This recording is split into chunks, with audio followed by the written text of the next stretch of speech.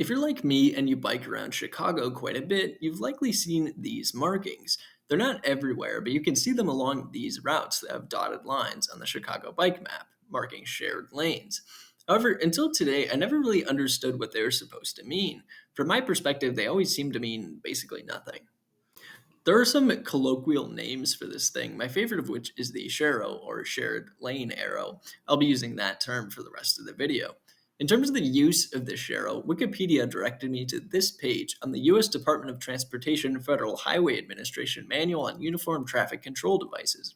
In section 9C.07 of the FHWA MUTCD, it describes the purpose of the shared lane marking, and there are 5 uses plus one optional one.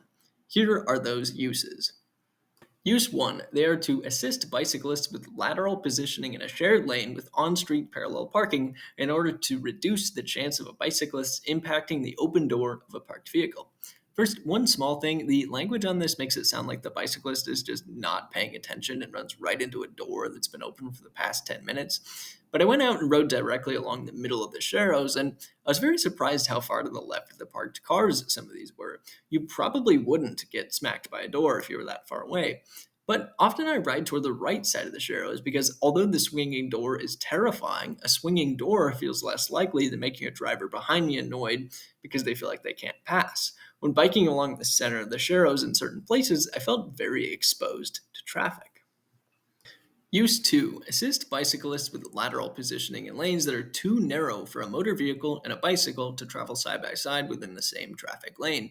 This use case goes along with the optional use case, which basically says that instead of this marking of bicyclists may use full lane, they can just toss a Sharrow in there and it means the same thing basically.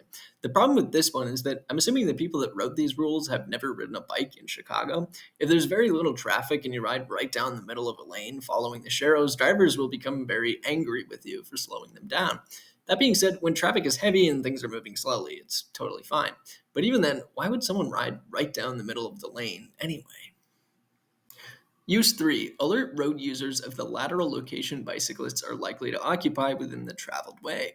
This one actually makes some amount of sense. Bikes are generally sort of hard to see, so having a visual reminder in front of a driver that bikes are going to be coming in at this side-to-side position seems like a reasonable thing to do.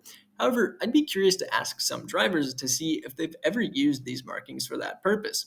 As I was recording this, I saw plenty of cases where cars drove at least partially over the Sharrow. Use 4. Encourage safe passing of bicyclists by motorists. This seems to tie right into the previous one. In theory, it sort of makes sense. Basically, when a car passes a bike, these markings are supposed to help guide them such that they don't get too close when they pass. But again, I'm not confident on effectiveness. And finally, use number 5, my favorite. Reduce the incidence of wrong way bicycling. I've seen plenty of people biking the wrong way in various scenarios, but generally speaking, if someone is biking the wrong way, they're doing it intentionally for a good reason and understand the potential hazards. There are plenty of context clues other than things down on the road level to determine whether you're going the wrong way. But I suppose with all that being said, I'll always take some bike infrastructure over no bike infrastructure. Any marker on the road reminding drivers that bikes exist is good, in my book. Relative to the miles of bike lanes in the city, the mileage of these shared lanes is pretty low, so I can't complain too much. Thanks for watching.